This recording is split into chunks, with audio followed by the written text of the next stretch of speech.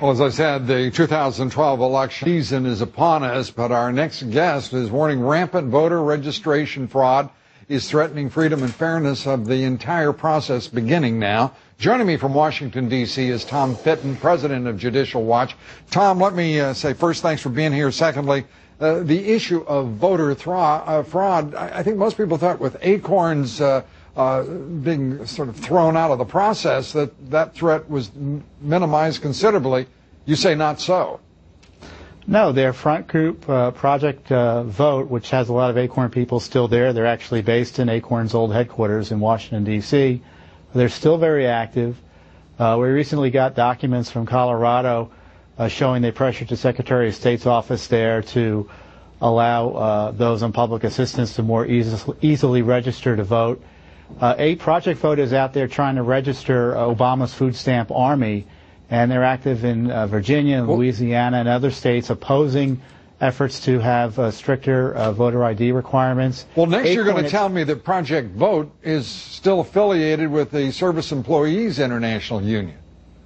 Well, they're all part of that cadre of left-wing groups out there trying to overwhelm the system with voter registrations. And in 2008, for instance, in Nevada, where they were paying people to get per person to get voter registrations, you're not allowed to pay to get voter registrations or compensate them. Let me turn real quickly because I want to cover a couple of other things as well. The NLRB, where do we stand with that? Have you been able to get documents? What kind of response have you gotten from the federal government in your search for truth on this process? Well, we asked for all the documents we could think to ask for related to their decision to shut down that Boeing line for the Dreamliner down in South Carolina, and they've told us they're not going to give us anything. So we've had to sue in federal court this week to gain access or try to gain access to these documents. And we asked for their communications with the White House on this. Presumably they're an independent agency. They shouldn't have any communications, but rather than tell us no, they say we're not even going to give you anything that we might have. It's a real major stonewall. It's incredible. How soon do you think you can hope to see some sort of action taken on that? It's going to be months, but it will be sooner than virtually anyone else gets it because we're the only ones in court as far as I can tell. Let's turn to a federal judge turning down, rejecting out of hand the Obama administration's passive process, if you will, for environmental review to stop oil drilling, exploration, production. That's a major victory, is it not? It is.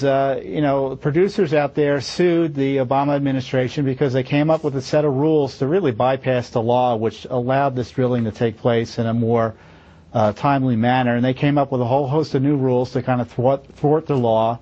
And the court, a recent Obama appointee, said, no, the rules you put out there are over the top, and you didn't allow time for public comment, so essentially they're gone, and you have to go back to the drawing board. So it was a big victory. But that'll still result in more delays, though, unfortunately, right, Tom?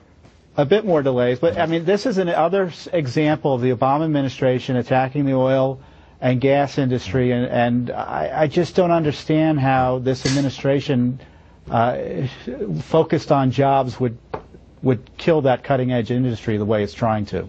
Perhaps there is a contradiction in the proposition you put forward there as far as the administration is concerned. Tom Fitton, thank you for being with us, the head of Judicial Watch. Thank you, Lou.